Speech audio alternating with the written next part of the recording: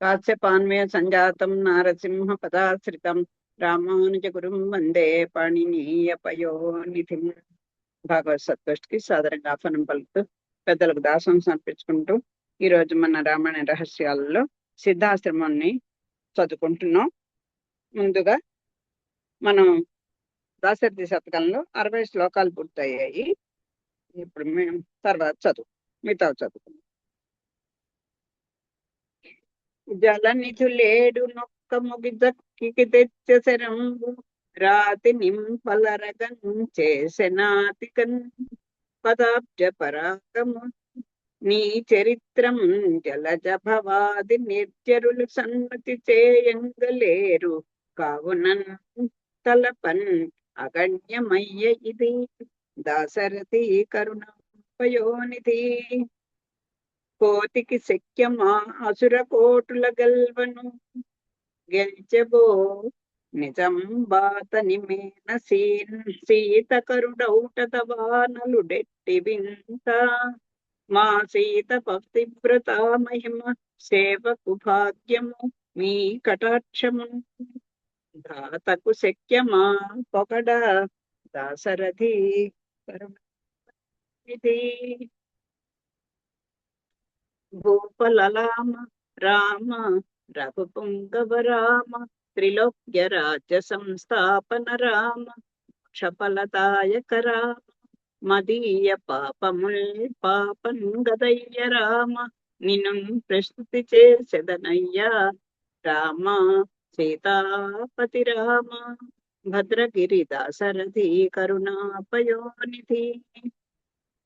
నీ సహజంబు సాత్వికము నీ విడిపట్టు సుధాపయోధి పద్మాసనుడాత్మజుండు కమలాలయ నీ ప్రియురాలు నీకు సింహాసనమిద్ధరిత్రి గొడుగుగాక సమక్షులు చంద్ర భాస్కరులు నీ సుమతల్పమాదిపని నీవె సమస్తమున్ కొల్చునట్టి ఈ దాసుల భాగ్యమెట్టిదయా దాశరథి కరుణాపయోనిధి.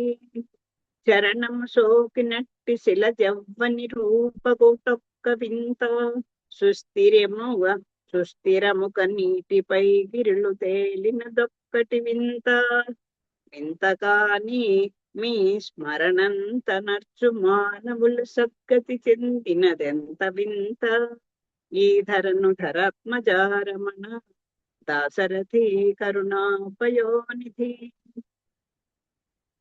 దైవము తల్లి తండ్రి తగుదాత గురుండు సఖుండు నిన్నెకా భావన చేయుచున్న తరిన్ పాపములెన్న మనోవికార దుర్భావితు చేయుచున్నవి కృపామతివై ననుగావు మీ జగత్పావనమూర్తి భద్రగిరి దాశరథి కరుణాపయోనిధి.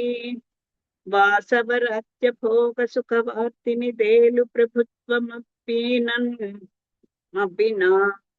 ఆశకు మేరలేదు కనకాత్రి సమాన ధనంబు కూర్చినన్ కాసును వెంటరాదు కని కానక చేసిన పుణ్య పాపముల్ భీసరబోవ నీవు 10,000 చాలు భవంబు నొల్ల నీ దాసునిగాక ఏలికొనుము దాశరథి కరుణాపయోనిధి.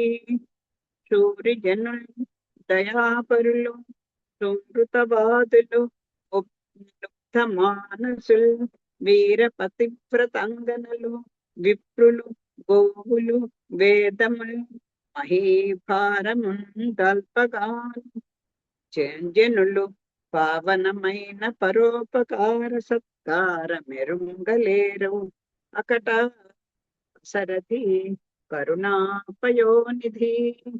వారి చరావతారందర వారి క్రోధ విస్తార గుండైన ఆ నిగమ తస్కర వీర దినిసాచరేంద్రుని చేరి వధించి వేదములు చిక్కెడలించి విరించి కిన్ మహోదారతనిత్తివే కదా దాశరథి కరుణాపయోనిధి.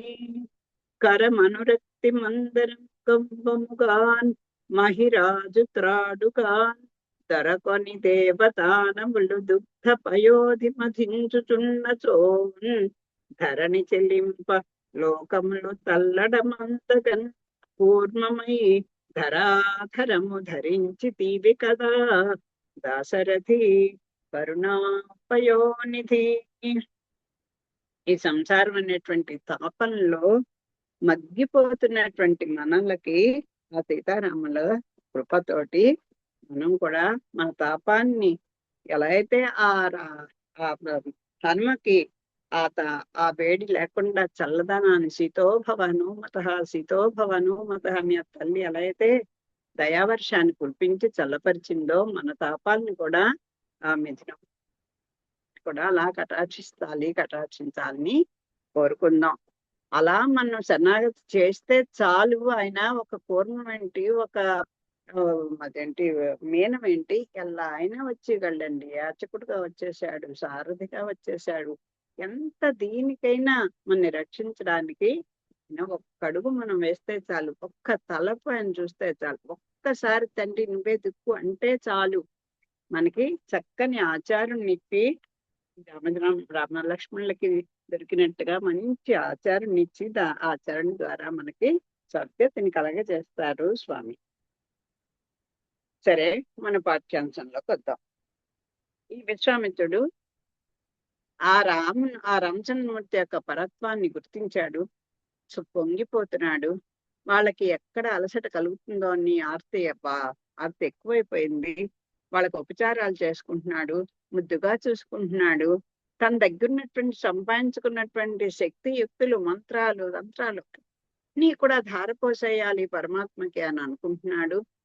మళ్ళీ తన్ని తానే నిందించుకుంటున్నాడు. జగద్రక్షకుడివి, మంత్రాధిష్టాన దేవతవు నువ్వు తండ్రి. సకల శాస్త్రాలకి ఔపోసనం అంటే ఆయనవే, నువ్వే శాస్త్రము, నువ్వే వేదము, నువ్వే త్రికాలకి, నువ్వే ఈ విశ్వాన్ని నడిపించేవాడు, నువ్వు స్థితి లయకారకుడు, నువ్వే యజ్ఞభోక్తకర్త. నువ్వే ఎక్కడెక్కడ విశ్వంలో ఏది మంచిది ఉందో, ఏది గొప్పది అని అనుకుంటున్నారో వాటన్నిటి నేనే అని మొత్తుకున్నాడని ఆయనకి తెలుసు. కానీ వాళ్ళకి ఇప్పుడు పరమాత్మగా ఓ పక్కన కనిపిస్తున్నా, అయ్యో సుకుమారంగా హాయిగా ఆ రాజభవనాల్లో ఎన్నో రాజభోగాలతో హాయిగా ఉండవలసినటువంటి పిల్లల్ని అయ్యో ఇంత కష్టపెడుతున్నానే, అయ్యో అయినా నేనా మంత్రాన్ని ఇవ్వడానికి తగిన వాడిని, అసలు మంత్రానికి ఇవ్వడానికి అసలు నాకు అలాంటి ఆలోచన ఎలా వచ్చిందో, నిజంగానే మర్చిపోయిందేమో అని ఒక్కసారి అనిపిస్తుంది. ఏదైనా సరే అవతల గొప్పతనాన్ని మనం గుర్తించని చూడండి. ప్రేమ వచ్చేసరికి ఏదైనా సరే తన దగ్గర ఏది ఉంటే అది ఇచ్చేయాలి. శబరి చూడండి ఏమిచ్చింది, కొరికి ఎంగిలి పళ్ళు ఇచ్చింది. అయినా కూడా ఎంత ప్రీతిగా తీసుకున్నాడు ఆయన. అది పరమాత్మ యొక్క సౌలభ్యమైన వాత్సల్యమైన అలా ఉంటుంది. అలాగే ఇక్కడ ఈయన అనుకుంటున్నాడు, నేను ఇవ్వడానికి తగిన వాడిని కాదు, నువ్వు కూడా పుచ్చుకోవడానికి తగిన వాడివి కాదు, నీకేమి ఇవ్వగలను నేను, కానీ ఇచ్చేస్తానయ్యా. నేను నాళ్ళు కష్టపడినటువంటి ఏదో అక్కర్లేని శ్రమ పడిపోయాను, అవన్నీ వృధా అయిపోయింది. ఇప్పుడు నీ కోసమే నేను చేసిన తపస్సు అంతా కూడా ఇప్పుడు ఫలించింది, అంతే నీకే ధార పోషించుకుంటాను. అది మనకు కావాలి. ఆత్మ నివేదన చేయాలి. మనం ఏం కల తండ్రి, నేను నీ వాడిని, నీ కైంకర్యం కావాలి, నీ స్పర్శ కావాలి, నీ తలుపు కావాలి, నీ నిండు పని కావాలి, నువ్వే దిక్కునా కానీ అనేటువంటి ఆ స్మరణ మాత్రం పోకుండా చేయవయ్యా. నేను నీకేమీ ఇవ్వలేను అనుకున్నా చాలండి, ప్రీతితో స్వీకరిస్తాడు స్వామి. ఇప్పుడు ఇలా అనుకుంటున్నాడు ఆయన, ఏదైనా ఇచ్చేస్తానయ్యా, నువ్వు నవ్వుతే నవ్వుకో, అబ్బాయి నాకు ఇస్తాట అని నీకు నవ్వు వస్తుంది. కానీ నవ్వినా సరే ఏమైనా సరే ఆ పెద్దలకి ఇచ్చినటువంటి వాటిని తక్కువ చూసుకోకు నాయన. నీకు అది ఎప్పటికైనా పెద్దలు ఏదైనా ఉపదేశించారంటే ఆ విద్యలన్నీ కూడా నీకు తీగల పాకి మహావృక్షాలపై పూలు పూసి కాయలు కాసి పండ్లై తరతరాలుగా మీ వంశాలని అభివృద్ధి చేస్తుందే తప్ప మీకు ఎటువంటి శుభాన్ని కలగనివ్వదు అని మాత్రం విశ్వాసంగా స్వీకరించండి అని మనకి నేర్పుతున్నారు. దీంట్లో ఈ రామలక్ష్మణులు స్వీకరించడమైనా, ఆ స్వామి ఆచార్యుడు ప్రసాదించడమైనా దీని నుంచి మనం నేర్చుకోవాలి. ఆచార్యుడికి అంతటి ప్రేమ ఉండాలి, ఏమి అమ్మో ఈయనకి అన్ని ఇచ్చేస్తే ఇవన్నీ తిరిగి నా మీద ప్రయోగిస్తాడనేటువంటి భయం ఉండకూడదు, విశ్వాసం ఉండాలి. దీని మీద వాళ్ళకి ప్రీతి కలిగించాలి ముందర. ఇవన్నీ ఎంత తయారు చేసుకుని అప్పుడు కదండి మంత్రోపదేశం చేశారు. కాస్త మనం ఓరిమిగా ఉండాలి పెద్దల దగ్గర. ఇప్పుడు నేను చేశానయ్యా, ఎన్నో చేశాను, వాటన్నిటికీ ఫలం లేదు. ఎందుకంటే అప్పుడు నా స్వలాభం కోసం చేశాను. ఇప్పుడు భగవదర్పణంగా చేశాను నేను, అంచేత నాకు ఇవన్నీ లభించాయి, అవి నీకే ఇస్తాను అని చెప్తున్నాను. రామ, పూర్వం నేను అహంభావంతో నేర్చిన విద్యల నేను స్వలాభం అను సర్పం మింగివేసింది. ఆ స్వార్థం అనేది ఉంటే అది ఒక తాచుపాము లాంటిది, ఎప్పుడప్పుడు మనం మింగేస్తుంది. ఎన్నో పక్కదారులు తొక్కి తొక్కి ధనాన్ని సంపాదించుకుంటాం. అలాగే పరువు ప్రతిష్టల కోసం పక్కవాడిని అనిచేస్తాం. ఏదైనా కండి, కీర్తి కాంక్షవనండి, ధన కాంక్షవనండి, స్త్రీ కాంక్షవనండి, అతి క్రోధం అనుకోండి, ఇవన్నీ చరిత్రలు మనకు పాఠాలు నేర్పుతున్నవే. అలాంటివన్నీ కూడా ఎప్పుడప్పుడు పగపట్టిన పాము ఎలా అయితే కాటు వేయడానికి సిద్ధంగా ఉంటుంది, అది వదలదండి. ఎన్ని సంవత్సరాలైనా సరే దాని పగను తీర్చుకొని ఇంకా దొరకపోతే తలకొట్టు చచ్చిపోతుంది తప్ప మళ్ళీ తిరగదు, తలెత్తుకోదు. అది అంతులేని శ్రమే దక్కిందయ్యా నాకు. ఎందుకంటే స్వార్థంతో చేసుకున్నాను. ఎందుకని బ్రహ్మర్షి రాజర్షి వాళ్ళు మహర్షి వాళ్ళు అనుకుంటూ గొప్పగా అయిపోవాలనుకున్నాను కీర్తికాంక్ష వల్ల. అవన్నీ నాకు ఇదైపోయింది. ఏదైనా సరే మన దగ్గర ఒక విద్య ఉందంటే, ఒక మంత్రం ఉందంటే, లేకపోతే ఒక చిన్న ఆస్తి ఉందంటే, ఒక విషయం మనకి జ్ఞానం ఉందంటే, ఇదంతా ఒక మహాధనవంతుడు. లోపైతే ఏమిటండి ఉపయోగం? అన్ని సర్వసమర్థుడే భగవంతుడు కూడా. ఇచ్చే గుణము లేకపోతే ఆయన్ని చేరుకునేటువంటి ఆ సౌలభ్యము లేకపోతే మనం ఎలాగా వెళ్ళగలం ఆయన దగ్గరికి? ఆయన ఓ చిన్న నవ్వుతే రండి అని అంటే అభయస్థం చూపిస్తుంటే, నాయన అందుకో నా పాదాలు ఇక్కడ ఉన్నాయని ఓ చెయ్యి కింద పెట్టుకుంటున్నాడు, ఓ చెయ్యి ఇలా పెట్టుకుంటున్నాడు. నేను మిమ్మల్ని చూస్తే ఏం భయపడకండి, నన్ను చూసి రండి అంటున్నాడు. ఇదిగో నా పాదాలను ఆశ్రయించండి అని ఆ దివ్యమంగళ విగ్రహం చెప్తోంది. ఆ విశ్వాసంతో మనం చేరుకోవాలి. అది కదా, అప్పుడు కదా ఏదైనా మన దగ్గర ఉన్నది ఇతరులకు ఇవ్వకపోతే దాని యొక్క గొప్పతనం ఏమొస్తుంది? ఓ కళాకారుడు ఉంటాడు, ఆయన వాళ్ళని గుర్తించకపోతే ఆ కళకి ఇంకా ప్రయోజనం ఏముంది అని అలాంటిది చెప్పుకుంటున్నారు. పరులకు ఈయన విద్యలకు ఫలమేమి ఉండును? నాయన, నా కొరకే శ్రమించి ఇంత దూరం వచ్చితివి, సుకుమారమైన నీవు ఇట్లయితివి. నీ ఆకలి చూడగా నా మనస్సునందు దుఃఖము పొరలిపోచున్నది. దాన్ని గమనించే ఆకలి దప్పికను శ్రమను పోగొట్టగలిగిన మంత్రములు అతి బలను ఇయ్యదల్చితిని. వీరిని గ్రహించరా తండ్రి అని అంటున్నారు. అన్ని బాధల కంటే ఆకలి బాధ గొప్పదంటారు. కడుపు నిండుగా ఉంటే ఎన్ని కబుర్లైనా చెప్పొచ్చని మనం నుండి వింటూ ఉంటాం. అంచేత ఫస్ట్ మనం ఏం చేయాలంటే, మనం శుభ్రంగా పొట్టకి భగవంతుడు ఏది ఇస్తే అది తినేయాలండి. నా పాలసీ అదే. కోపం వస్తే ఉపవాసాలు ఉండడం, లేకపోతే ఎవడి మీద కక్ష ముందర పొట్టలో పడేసుకుంటే ముందర మనకి ఆ శారీరక శక్తి వస్తుంది. శారీరక శక్తి వచ్చాక తిరగబడతాం, కాస్త శక్తి వచ్చారు. అది కాదు, కొంచెం మంచి ఆలోచనకి కూడా అవకాశం ఉంటుంది. అది కోపం ఎప్పుడు వస్తుంది? ఆకలేసినప్పుడే కదా. అంచేత ఆ కోపం ముందర తగ్గుతుంది. అంచేత నాయనా, నీ తండ్రి ఆ దశరథుడు గుర్తొచ్చాడు కాను. అయ్యో, నా బిడ్డలు ఆకలి దప్పులకు ఉండలేరయ్యా, నువ్వు తీసుకెడితే ఎలాగయ్యా? ఇక్కడైతే ఈ పాటికి బ్రేక్ఫాస్ట్లు ఇంకా డ్రింకులు అవి ఇవి ఒకటేమిటయ్యా, ఎన్ని పెట్టేసేవాళ్ళం, నువ్వు ఇలా ఇప్పటి వరకు మార్చేసేవాళ్ళని అని అనుకుంటాడేమో అని దశరథుడు గుర్తొచ్చాడేమో, మరి తెలీదు. ఆ విశ్వామిత్రుడు, నాయనా, నీ ఆకలిని నీ మొహం చూస్తుంటే పాపం ఎంత అలసిపోయావో చలిసిపోయావో, ఆకలికి ఎంత తల్లడిల్లుతున్నావో అడగలేడు కదా గురువు గారిని. ఎలా ఉన్నారో నాకు అర్థమైపోయింది ఆయన. ముందర మీకు ఆకలి దప్పులు లేకుండా ఒక మంత్రం ఇస్తాను, తీసుకో తండ్రి అని ప్రార్థిస్తున్నాడండి ఆచార్యుడు. అది మునిచంద్రుడైన విశ్వామిత్రుడు తనంత తానై అతి బలాన్ని ఉపదేశించగా శిష్య సహజముకు శ్రద్ధాభక్తులతో ఆ మంత్రములను పొంది రామచంద్రుడు, తమ్ముడా, రమ్ము మౌనిచే ఉపదేశించబడిన మంత్రము నీకు ఉపదేశించదను అని వాణ్ణి తమ్ముడు లక్ష్మణునికి ఉపదేశించను. ఉపదేశం మాత్రమిచ్చే అవి శుభకరమై వాని ప్రభావం రామలక్ష్మణులు విగత శ్రములు ఉత్సాహులు ఆకలి దప్పులు తీరిన వారినై ప్రకాశించరి. వారి సౌందర్యములు ఇనుమడించెను. శరత్ పూర్ణిమ నాటి చంద్రబింబలే భాషించిరి. ధీమంతులైన గురువులు శ్రద్ధాభక్తులు గల శిష్యులకిచ్చిన విద్యలు ఆధ్యాత్మిక తేజంను కలిగించుట శాస్త్ర ప్రసిద్ధమే కదా. అది మంచి ఆచార్యుడు దొరకడం అనేది పూర్వజన్మ సుకృతాల్లో అన్నిటికన్నా గొప్పది అదండి. అది మనకు తెలీదు. చెప్పానులే అమ్మ 2 నెలలు నా బుర్ర తినేసారండి అనుకుంటాం మనం పెద్దలు ఏదైనా చెప్తుంటే. దానివల్ల మనకి ఎక్కడ లేని శారీరకమైన మానసికమైన శక్తి వస్తుందో, ఈ ఆత్మ ఉజ్జీవనానికి అది ఎంత పునాదులు వేస్తుందో మనం గ్రహించలేం. మన వయసు, మన వ్యాపకాలు అలాంటివి. కానీ ఎంత చూడండి పరమాత్మ, ఆయన అక్కడ పరమాత్మ అనుకోవట్లేదు, పరత్వాన్ని మరుగుపరుచుకొని ఒక శిష్యుడుగా ఎంత ఆ శిష్యుడికి ఉండవలసింది ఏంటి? భక్తి, శ్రద్ధ, ఆర్తి, విశ్వాసం, ఆచార్యుడి మీద విశ్వాసం, ఇవన్నీ ఉన్నటువంటి వాడు కనుక చక్కగా స్వీకరించాడు రామచంద్రుడు. మంచి పదార్థాన్ని ఒక్కటే మనమే అనుభవించాలనుకోకూడదు, అది నేర్పుతున్నారు. చూడండి విశ్వామిత్రుడు రాముణ్ణి పిలిచి ఈ మంత్రాలను ఇస్తే వెంటనే రామచంద్రమూర్తి వాళ్ళ తమ్ముడికి ఉపదేశించాడు. ఇలాంటి గుణం కదా మనకి కావాలి. ఓ మంచి పదార్థం ఉంటే అది యోగ్యులైన వాళ్ళకి ఇవ్వాలి కదా. నిరంతరం తన్నేమన్నా రాముని పంపవయ్యా అని అడిగాడు. అనేసరికి లక్ష్మణుడు కూడా వచ్చేసాడు ఆయన వదలలేక. మరి అది గుర్తించాడు, ఎంత గుర్తుపెట్టుకున్నాడు చూడండి.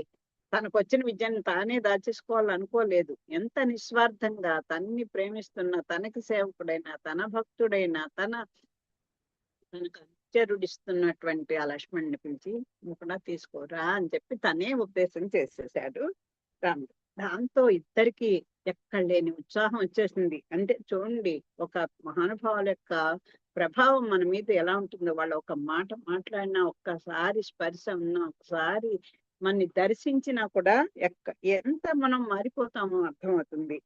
ముందర విగత శ్రమ అసలు పోయింది. వాళ్ళకి ఎంత నడిచారండి, ఎంత ఎదిగారు, అవన్నీ పోయాయి. ఎక్కడైనా ఉత్సాహం వచ్చేసింది. ఆకలి తప్పులు మర్చిపోయారు, ఏమీ లేవు. ఇంకా సౌందర్యం ఇంకా పెరిగింది. మరి మహానుభావులు కొన్ని వేల సంవత్సరాలు వాళ్ళు తపస్సు చేస్తే ఆకులు అలములు తిని మనకి చిన్న పిల్లాడు కొని వాళ్ళందరూ మహాయోగులు, పోని పెద్దవాళ్ళు అనుకోవచ్చు. మరి ప్రహ్లాదుని చూసుకోండి, నిరంతరం పానీయంబులు త్రావుచున్ కుడుచుచున్, అలా ప్రతి చర్యలో స్వామి స్మరణే కదండి. అదే కదా ఆయనకి కృష్ణ రసాయనం పిబాన్ని ఆ కులశేఖర్ చెప్పినట్టుగా వీళ్ళు ఆ మంత్ర ఆ సారమే అదే వాళ్ళని నిలబెట్టేస్తుంది కదా. అలాగా అయిపోయారు వీళ్ళు చక్కగా. అది ఆ గురువులు ఇచ్చినటువంటి గురువులు శ్రద్ధాభక్తులు కదా, శిష్యులకి ఇచ్చేటువంటి గురువులు, ఆచార్యులు శ్రద్ధాభక్తి కలిగినటువంటి ఒక మహా విశ్వాసపాత్రుడైనటువంటి నిస్వార్థమైనటువంటి మా ప్రవృత్తి కలిగినటువంటి వినయ విధేయతలు కలిగినటువంటి ఆ శిష్యులకి తామే ఇచ్చేసుకుంటారండి. అలా ఇచ్చినటువంటి ఆ విద్యలు ఏమవుతాయి? ఆధ్యాత్మిక తేజమును కలిగించుట శాస్త్ర ప్రసిద్ధమే కదా. దీనికి చెప్పాలా, వేరే చెప్పాలా? వాళ్ళని చూస్తుంటేనే ఏమిటో తెలియని తేజస్సు ఎలా వచ్చేస్తుందో తెలియకుండా. అవన్నీ మనకి చాలా మందిని మనం చూస్తున్నాం మహానుభావుల్ని. రాఘవ, రాత్రి చాలా పొద్దు గడిచింది. సరయూ నదీ తీరమున ఈ తృణశయ్యపై తెల్లవారి వరకు శయనించుమురా. సుమిత్రానంద వర్ధన లక్ష్మణ, నీవును నీ అన్న రామచంద్రుని వద్దనే శయనించవయ్యా. మీరు నిద్ర చెందు వరకు మీకు జోలపాటలు పాడేదని. లక్ష్మణుడు చెంతనుండా ఉండనంత వరకు రాముడు ఏ విధంగా నిద్రించగలడు? రామునికి ఈ ఏర్పాట్లు ఎట్లు తోచినదో తెలియక చింతించుచు లక్ష్మణ్ణి విశ్వామిత్రుడు, లక్ష్మణ, నిద్రపోవుటకు ఎందుకు ఆలస్యము అని హెచ్చరించాను. చూసారా, ఆ అనంతుడండి ఆయన పరంపదంలో ఉండేది. స్వామి ఎక్కడున్నా సరే ఈయనకి ఎక్కడ ఆ పరంపదంలో కూడా వీళ్ళు ఎక్కడన్నా చిన్న సౌండ్ వస్తే చాలండి, బుస్మని అలా చూస్తాడు. కింద స్వామి వారు నిద్రపోతున్నా అని డిస్టర్బ్ చేయకండి అన్నట్టు పొగలు గొక్కుతూ ఉంటాడు. అలా అది రక్షణ కదా. నిరంతరం ఆయన రక్షణ మీదే ఆయన దృష్టి. ఈయన పడుకోమన్నాడు. ఏమో బాబో, ఈ ముని మనసు ఎప్పుడు ఎలా మారుతుందో చెప్పలేం అనేసి లక్ష్మణునికి ఒక రకమైన విశ్వాసం తక్కువ ఉంటుంది. ఎందుకంటే ఆయనకి రాముడి రక్షణే కావాలి తప్ప ఇంకోటి ఏది ఆలోచించాడు ఇంకో కోణంలో. ఎందుకయ్యా పడుకోవడానికి ఆలస్యం చేసుకుంటున్నావు, నువ్వు కూడా మీ అన్న దగ్గరే పడుకో, నేను మీకు జోలపాట పాడతాను అని పాపం ఆయన అంతా చెప్తున్నా ఈయన ఇలా పడుకోకుండా చూస్తున్నాడు. మొత్తానికి పడుకున్నారు. రామలక్ష్మణులు దర్భశయ్యలందు నిద్రించుచున్న వారి వలె పరుండిరి. ముని కన్నుల నుండి బాష్పములు కారుచుండా అర్ధరాత్రం వరకు వారిద్దరిను ముద్దాడుచు తన తల వారి పాదములు కానించుచు ధరించి తిన్నిరా రామ అని పొంగిపోచుండెను. అది ఆయనకి తెలిసిపోయిందండి, పరమాత్మ అలా శేషుడితో సహా దిగొచ్చాడని అర్థమైపోయింది కదా. ఏం అదృష్టం తండ్రి, నా గురించి కదా నువ్వు వచ్చావు, నా గురించి కదా వచ్చారు మీరిద్దరు అని అనుకుంటూ వాళ్ళ పాదాల మీద తన తలని ఆనించి వాళ్ళని శరణాగతి చేసుకుంటున్నట్టుగా వాళ్ళకి సేవ చేసుకుంటూ మళ్ళీ వెంటనే ఆ పర్వతం ఆ ప్రేమ రెండు పక్కన అలా ఉంటాయి. చూడు, మీకు పాట పాడతాను నాయన, హాయిగా నిద్రించండి అని జోలపాటలు పాడడం మొదలెట్టాట. జో జో దశరథ కుమార రామ జో జో సర్వలోక శుభంకర జో జో తపోధనులచే పూజింపబడువాడా జో జో స్తోత్రం మాత్రం మనకై ఆనందించవాడా జో జో లోకశాంతిదాయక జో జో నీ నాభి నుండి జన్మించిన బ్రహ్మచే నుతింపబడువాడా జో జో సర్వ విద్యలకు నిలయమైన వాడా జో జో దుష్ట సంహార జో జో శిష్ట రక్షక జో జో రఘునాథ జో జో నిద్రించవయ్యా జో జో రామచంద్ర నిద్రించవయ్యా జో సుగుణములకు నిధానమైన వాడా జో నీలోత్పల తనువైన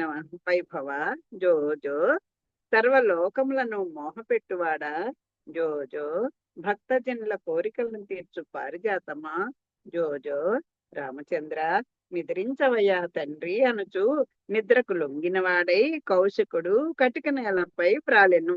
అది ఈయనకు కూడా నిద్ర వచ్చేస్తోంది అనేది ఎలా తెలుస్తోంది చూడండి, పైనంతా జో జో జో జో అంటున్నా, ఆ లాస్ట్ పదాలకు వచ్చేసరికి జో అని ఈయన నిద్రలోకి జారుకున్నాడు. ఆరికి ఇక్కడ ఎలా ఉంటుందంటే కొంతసేపు పాటలుగా పాడుకున్నాడు, అక్కడి మనకి ఇది నాకు బాగా అనుకోండి, నాకు అసలు ఏమేమి పాటలు రావు. బంగారు తండ్రి జో జో మా బతుల కొండ జో జో అలాగా అట్లా ఉంది ఇప్పుడు ఈయన పరిస్థితి. ఆరికి ముని శ్రేష్ఠుడు కూడా నిద్రలోకి జారుకున్నాడు. ఆ ముని ముఖమునందు అరబూసియున్న నేత్రములందు ఏదో మందహాస రేఖతో కూడిన తృప్తి తొంగి చూచుచుండుటను దర్భలపై నుండి లేచిన రాముడు దర్శించను. ఆయన హాయిగా గురుగారు నిద్రపోతున్నారు, ఈయనకి మధ్యలో మెళుకొచ్చింది కానీ ఒకసారి గురువుగారి వంక చూశారు. చూడండి, ఆ తప్పన అలా ఉండాలి శిష్యుడికి. అమ్మో గురుగారు ఏమయ్యారు, ఈయన పడుకున్నట్లేదో చూడండి, లేకపోతే మెళుకు రాదండి. అది ఎవరికైనా మన పిల్లలకి అయ్యి ఒంట్లో బాగుండకపోతే అయ్యో పాపం మళ్ళీ జ్వరం వచ్చిందా అనుకుంటూ కప్పుకొని మన నిద్రలేసి కంగారుగా ఒళ్ళు ముట్టుకుని చూస్తాం, పిల్లాడు నిద్రపోతున్నావునా కదా. అలాంటి ప్రేమ ఉండాలి ఆచార్యులేందు కూడా మనకి. ఆ ముని యోగదండము కమండలము పైన ధరించిన శాలబియు జారి అస్తవ్యస్తముగా పడి ఉండుటను రాఘవుడు వీక్షించెను. చంద్రబింబం వంటి ముఖంపై 9 వల్లే నల్లని ముంగుర్లు కదలచుండగా రాముడు సద్భక్తితోనూ ప్రేమతోనూ అభిమానముతోనూ ముని పాదములను పట్టి ఒత్తుచుండా లక్ష్మణుడు లేచి వచ్చి, అన్నా ఈ ముని శ్రమచే అలసి కటిక నేలపై సైతము శరీరం మర్చి నిద్రించుచున్నాడు నేను. రాముడు ఎప్పుడైతే లేచాడో ఇక లక్ష్మణుడు నిద్రపడుతుందా, టక్కున లేచిపోయాడు ఆయన కూడా. అప్పటికి సీన్ ఏమిటి, ఆ గురువు గారికి ఈ రామచంద్రమూర్తి హాయిగా పాదములు ఒత్తొచ్చు అంటే ఈయన సాక్షాత్తు పరబ్రహ్మగా శిష్యుడు భావిస్తున్నాడు. ఆ శిష్యుడు మా సాక్షాత్తు పరబ్రహ్మగా ఆచార్యుడు తెలుసుకున్నాడు. ఇలాంటి సన్నివేశంలో అంటే ఆచార్యుడు ఎప్పుడు కూడా ఈ శిష్యుడిని ఆత్మజీవనానికి తోడ్పడుతుండాలి. ఈ శిష్యుడు ఏమిటి, అయ్యో చూడండి ఆ కమండలం జారిపోయింది, ఆ ఉత్తరీయం జారిపోయింది, ఆ పంచ కూడా సరిగా లేదు, ఏం ఒళ్ళు తిరిగి అలసిపోయాడు పాప ఆయన కూడా. అలా ఒళ్ళు తెలియకుండా అలా పడి నిద్రపోతున్నాడే అని లక్ష్మణుడికి మెలకు వచ్చేసి ఆయన అంటున్నాడు. చూడండి ఆ చిత్రం ఎలా చక్కగా మనకి కళ్ళకు కట్టినట్టుగా ఉంది. ఇది గురు శిష్య సంబంధం అంటే ఇలా ఉండాలి. ఒకళ్ళ కోసం ఒకళ్ళు. ఆయన యొక్క శరీర పోషణకి శిష్యుడు చూసుకోవాలి. శిష్యుని యొక్క ఆత్మజీవనానికి ఆచార్యుడు తాపత్రయపడాలి. రెండు ఇక్కడ మనకు చక్కగా ఎంత బాగా కనిపిస్తున్నాయి. ఒకళ్ళకోళ్ళు పరమాత్మ ఎరిగాడు కనుక ఆచార్యుడే శిష్యుడికి ఇదైపోతాడు. అంతే కదా. ఎంతటిదైనా వాళ్ళకి భక్తుడికి లొంగిపోయే తత్వం భగవానుడిది. అలాగే ఆచార్యుడు కూడా సశిష్యుడికి అలాగే ఇంకా ఇంకా చెప్పాల్సింది అని అనుకుంటారు వాళ్ళు. రామలక్ష్మణులు ఇరువురు ముని పాదముల బట్టి పిసుకుచుండగా అంతరిక్షమున దేవతలు అవురా ఏమి ఈ ముని భాగ్యము, దేవదేవుని చేతనే సేవలు పొందుచుండెను కదా అని తమ ఆనంద సూచకముగా వారిపై పుష్ప వృష్టి కురియించిరి. ఇక్కడ ఆచార్య వాళ్ళకి సేవలు చేసినప్పుడు ఈ దేవతలు ఎవరికి ఏమీ అనిపించలేదు, చూసారో లేదో తెలియదు. సాక్షాత్తు ఆ శ్రీమన్నారాయణ రూపంగా వచ్చి ఇలాగా ఆ మునికి సేవలు చేస్తున్నారా, ఏం జన్మయ్యా కౌశికానిది అని మురిసిపోతున్నారు ఆకాశంలో చూసి. రాముడు లక్ష్మణ ఈ విధముగా ఆదమరిచి ఈ మునీంద్రుడు నిద్రించి ఎంత కాలమైనదో, వేలాది సంవత్సరములు అన్నము నీరు మాని గాలి పీల్చక తపోనిష్టలో ఉండి అందరును ఆహా అనునట్లు బ్రాహ్మణత్వం నందెను. తాను రాజుగా నుండి పరాక్రమంతో శత్రువులెల్లా నిర్జించి తిరుగులేక దినదినము వైభవములను అనుభవించెను. శత్రువులు లేనివాడైను, రాజుల్లో మేటి అనిపించుకొను, అపర బ్రహ్మ తేజస్సును ప్రకాశింపు చేర్చున్నాడు. గురు శ్రేష్ఠుడైన ఈ మహాత్ముని క్షాత్ర బ్రాహ్మణ తేజములు ఎంతటి మహనీయములో గుర్తించిదివా. అదండి రామతత్వం. ఆయన అన్ని తెలిసినటువంటి సార్వజ్ఞుడు అనడానికి ఇంతకన్నా గొప్ప నిదర్శనం ఉంటుంది చెప్పండి. తమ్ముడితో చెప్తున్నాడు, కొన్నాళ్ళేమో రాజుగా ఉన్నాడు, కొన్నాళ్ళేమో తీవ్రమైనటువంటి తపస్సులు చేసి అంచెలంచెలుగా ఆయన దేయాడు, జిత్త క్రోధుడయ్యాడు. అంతే కదా, ఇంద్రియాలన్నీ జయించేశాడు. ఎటువంటి ఆ బలహీనతకి లొంగకుండా చక్కైపోయాడు. బ్రహ్మ తేజస్సు ఇప్పుడు ప్రకాశిస్తోంది, అందరికీ మిత్రుడయ్యాడు అని చెప్పి అనుకొని ఆ బ్రాహ్మణ తేజము క్షాత్ర తేజము అని అంటే బ్రాహ్మణుడే కానీ విష్ణుతత్వాన్ని ఎరిగినటువంటి వాడు కనుక క్షత్రుడే అయినప్పటికీ బ్రాహ్మణ తేజమే, క్షాత్ర తేజము బ్రాహ్మణ తేజం రెండూ కూడా కనపడుతున్నాయి కదా అని చెప్తున్నాడు లక్ష్మణ్ తోటి రామచంద్రమూర్తి. ఇటు సద్గుణ రాశి మహాత్ముడు మనకు గురువుగా దొరుకుట విచిత్రము. ఇది ఎప్పుడు తెలుస్తుంది మనకి?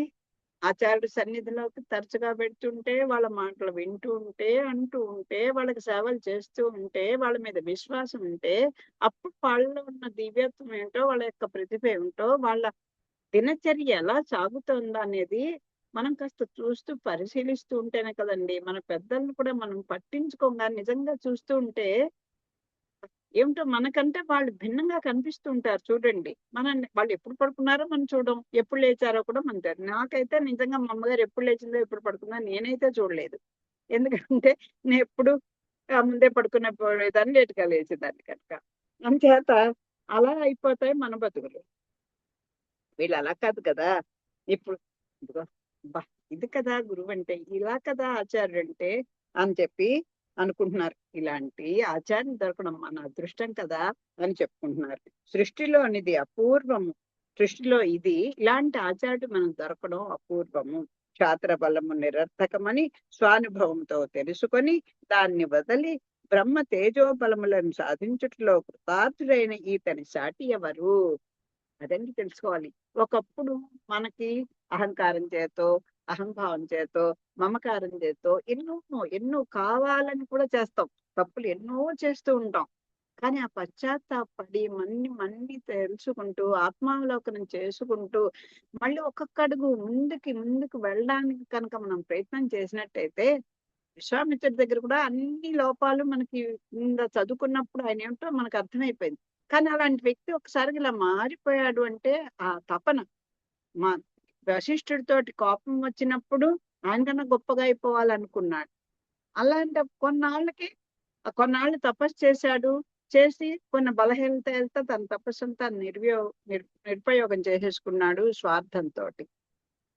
అలా కొన్ని కొన్ని తప్పులు చేసినా మళ్ళీ ఆయన ఇంత తేజస్సు కలిగి సాక్షాత్తు పరమాత్మని స్వాధీనం చేసుకొని ఆయనకి మంత్రోపదేశం చేసేటువంటి స్థితిలోకి వచ్చాడంటే ఎంతటి అంటే ఆత్మావలోకనం చేసుకుంటే మనం ఏం తప్పన చేస్తున్నామా, మనం ఇంత మానవ జన్మ వచ్చింది నాళ్ళు వృధా చేసుకున్నాం అని ఒక్కసారి అండి ఇంకొక కోణంలో ఇంకోసారి ఆలోచించి చూడు, మనసు పెట్టి చూడు అని పెద్దలు చెప్తూ ఉంటారు. ఆత్మసాక్షిగా చెప్పు అని అంటుంటారు చూసారా, ఇవన్నీ ఇలాంటివి. ఇలా చేసుకుంటే అప్పుడు మనం ఎక్కడ ఉన్నామో, మన పెద్దలు ఎలా ఉన్నారో ఒక్కసారి మనం బేరీజ్ వేసుకోవాలన్న ఆలోచన అయినా మనకు వస్తుంది. ఇట్టితే బ్రహ్మ తేజుల సంపద అయిపోయింది. ఇట్లు సద్గుణ రాశి మహాత్ముడు మనకు గురువుగా దొరుకుట చిత్రం. సృష్టిలో ఇది అపూర్వం. క్షాత్ర బలము నిరర్థకమని ఏదైనా సనండి దైవ బలం, ఆచార్య బలము అది గొప్ప అండి. ఇంకా ఏ బలాలు ఏమున్నా సరే, బలానికి అతి బలం ఏదైనా సరే ఆచార్య బలంతో సాటి కాదు. భగవద్ బలం కూడా ఆచార్య బలంతో సాటి కాదు. ఎందుకంటే ఆచార్యుడు ఊతంగా లేకపోతే స్వామి కూడా దగ్గరికి తీసుకురాడు. అది మనకు తెలుసు. మనం ఆ తాండవ కృష్ణమాచార్య గారి కథని మన భాగవతంలో కూడా చెప్పుకున్నాం. సింహాద్రి నదుడు పోవయ్యా, రామాంధ్రుడు వచ్చే వరకు ఆగవయ్యా, ఆయన ద్వారా అన్ని రావయ్యా, మోక్షం ఇస్తాను అనేసాడు ఆయన. అలాంటిది అంచేత ఆచార్య బలము అంతకన్నా గొప్పది. బ్రహ్మ బలము, తేజో బలము. బ్రహ్మ బలం అంటే ఒక్క బ్రాహ్మణ కుటుంబంలో పుట్టినంత మాత్రాన్ని బలం కాదు. ఆ ఆ బ్రహ్మ తత్వాన్ని తెలుసుకున్నవాడు ఎవడో ఆయన అసలైన బ్రాహ్మణుడు. ఇది కదా మన అదృష్టం. ఇలాంటి మహానుభావుడు మనకు దొరకడం. ఆచార్యుడుగా తమ్ముడా, శ్రేష్టమైన గురి భక్తిచే శిష్యునకు సకల విద్యలను ఫలితమునకు వచ్చును. అది ఆ గురి భక్తి కనుక మనకుంటే మనకి శబరంతటి విశ్వాసం మనకు ఉండదు, కానీ కొంచెం కొంచెం నమ్మాలండి. పెద్దల్ని నమ్మాలి, ఒక ఆచార్యుని నమ్మాలి. ఆ నమ్మడం వాళ్ళ నుంచి అసలు ముందర ఆ నమ్మకం ఏర్పడితేనే కదా అప్పుడు వాళ్ళకి మాట్లాడే మాటలు మంచివా చెడువా, అవి మనకు అవసరమా కాదా అనేది ఆలోచన వస్తుంది. అదిగో ఆ భక్తి శ్రద్ధ, ఆ గురు భక్తి కనుక ఉంటే శిష్యునకు సకల విద్యలు కూడా, ఎంత విద్యలు నువ్వు సొంతంగా నేర్చుకో, ఇంకోళ్ళ దగ్గర నేర్చుకో, ఇంకోళ్ళ దగ్గర ఎక్కడైనా సరే అవి ఎప్పుడు ఫలితానికి వస్తాయి. నేను చదువుకోగలలే, ఈయన చెప్పింది ఇప్పుడు విని అలా కూర్చొని అని అనుకున్నాం అనుకోండి, పోతుంది. గురువు ద్వారా వచ్చిన శంకులో పుస్తకాన్ని తీర్థం కాదంటారు చూసారా. మనం మొన్న కూడా చదువుకున్నాం. కష్టపడి చదువుకుంటే శాస్త్రజ్ఞానం మనం సంపాదించుకునేది, మనం ఆర్జించుకుని కష్టపడి స్వార్జితం లాంటిది అని తిరుమంత్రంలో చెప్తారు. మనం ఒక సందర్భంలో చెప్పుకున్నాం. పెద్దలు కూడా పదే పదే చెప్తూ ఉంటారు. అదే ఆచార్య ద్వారా పొందినటువంటి శాస్త్రజ్ఞానం ఎలాంటిది, హాయిగా రెడీమేడ్ డ్రెస్ లాంటిది. అమ్మ వండి పెట్టేస్తే టేబుల్ మీద ధరిస్తే తినేయడం అది సుఖమా, మనం కష్టపడి వండుకొని తిన్నాం ఏది సుఖం చెప్పండి. అలాంటిది అన్నమాట రెడీమేడ్ డ్రెస్. మనం కష్టపడి ఆర్జించుకున్న ధనము, పెద్దలు సంపాదించి పెట్టిన ధనము ఎంత తేడా ఉంటుందో, మనం సంపాదించుకున్న జ్ఞానము ఆచార్య ద్వారా వచ్చిన జ్ఞానానికి అలాంటి తేడా ఉంటుంది. గురువులు ప్రేమతో విద్యలు నేర్పుదురు.